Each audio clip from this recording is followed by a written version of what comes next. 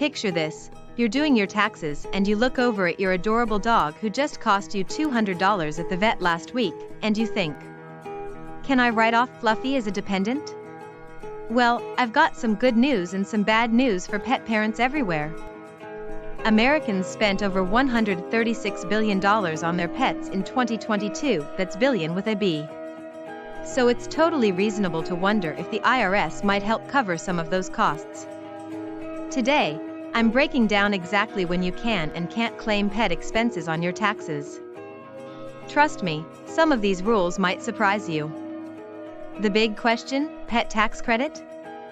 Let's start with what everyone wants to know: is there a specific pet tax credit? Unfortunately, no. The IRS hasn't created a special credit just for being a pet parent. But, and this is a big but, that doesn't mean you're completely out of luck when it comes to tax savings with your furry friends. When your pet can save you money. Service animals, the medical exception. Here's where it gets interesting. If your pet is a legitimate service animal, not just an emotional support animal, but a trained service animal, you might be able to deduct those expenses as medical costs. We're talking about animals that perform specific medical tasks, like guiding someone who's blind or alerting during seizures. The key here is that you need documentation from your physician proving your animal provides a medical service. And remember, you can only deduct medical expenses that exceed 7.5% of your adjusted gross income, so this isn't automatic money back. Foster pets, the charitable route. Now here's something most people don't know. If you foster pets for a qualified 501c3 organization, you might be able to write off your unreimbursed expenses as charitable deductions.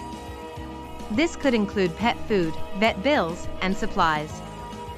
You can even deduct 14 cents per mile when you drive for charity-related purposes, though not for your regular commute to the organization. The catch? Make sure you're working with an IRS-qualified 501c3. Random rescue groups that aren't properly registered won't qualify for these deductions. Performance animals, when pets become business. Here's the fun one: if your pet is actually earning you money, then pet expenses might become business expenses. Think about pets in movies, social media influencer animals, or competition animals winning cash prizes. If your pet has a strong social media following and is bringing in income, those grooming and training costs might be deductible business expenses. What about pet insurance? Pet insurance follows the same rules. It's only potentially deductible if your pet falls into one of these special categories: service animal, foster animal, or income-earning performer. The dependent question. And now for the question I know you're all thinking: can you claim your pet as a dependent? The answer is pretty clear: nope. The IRS requires dependents to be human. Your cat may act like a moody teenager, but legally speaking, they don't count as a dependent. How to actually claim these expenses? If your pet does qualify under one of these categories, make sure you keep detailed records of everything: receipts for food, vet bills, training costs, grooming, everything. For service animals, include these costs with your itemized medical expenses. For business animals, track them as business expenses.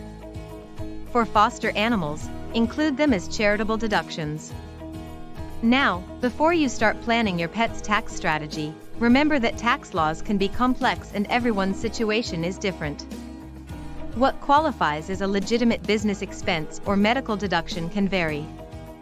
When in doubt, consult with a qualified tax professional who can review your specific circumstances. So there you have it. While most pet expenses won't save you money on taxes, there are some specific situations where your furry friend might actually help your tax bill.